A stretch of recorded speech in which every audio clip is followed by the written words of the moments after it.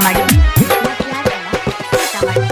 चले में रहिया भौजी के देह कापी जइतौ हे गे भौजी देह कापी जइतौ।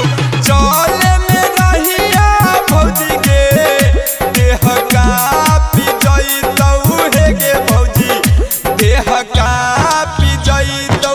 सुइया पहड़वा प भौजी के सुइया पहड़वा प भौजी के पाँव छील जइतौ हे गे भौजी पाँव छील जइतौ। चलाव चढ़ावे में भौजी के बड़ी हई झमेला हे गे भौजी बड़ी हई झमेला।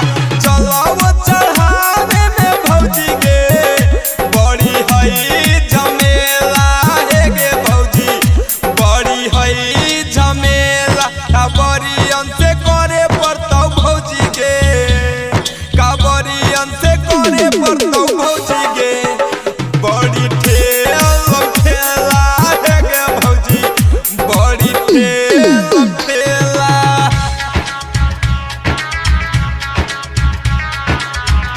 बाबा के नगरिया हे गे भौजी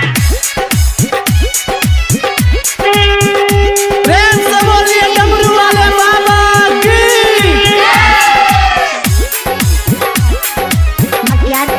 सीतामढ़ी।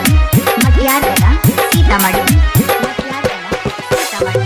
सिंधु चमन बची कहे इहो बतिया साचे हे गे भौजी इहो बतिया साचे। सुन गे पतर की भौजी इहो बतिया साचे हे गे भौजी इहो बतिया साचे। भोला के दर्शनवा पाइते भोला के दर्शनवा पाइते दुख लगे तो भागे हे गे भौजी दुख लगे तो भागे। बड़ी दूर हटई भौजी के बाबा के नगरिया हे गे भौजी भोला के दुआरिया। बड़ी दूर हटई भौजी के बाबा के नगरिया हे गे भौजी भोला के